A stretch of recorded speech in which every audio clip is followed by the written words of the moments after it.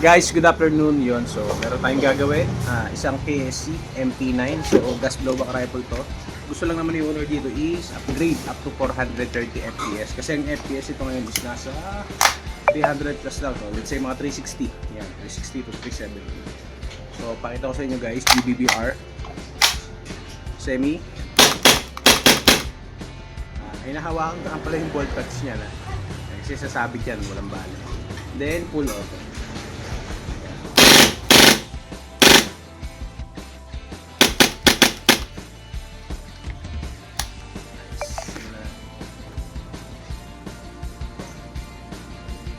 A few moments Good later. afternoon. So yun, from 360, 370 FPS, ito na siya ngayon, 447.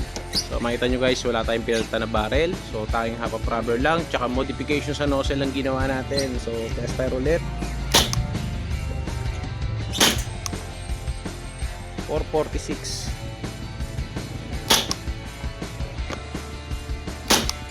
Battery low. Guys, good afternoon. So yun, na-upgrade ko na KSC MP9. Yan, so GBB. Gas blowback.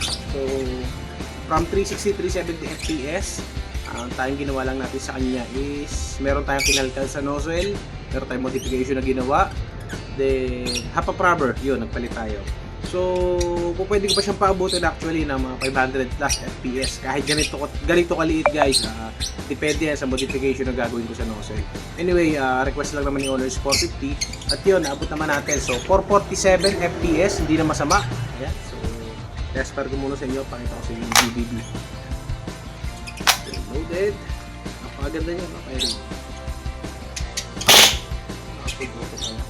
Yes, sir.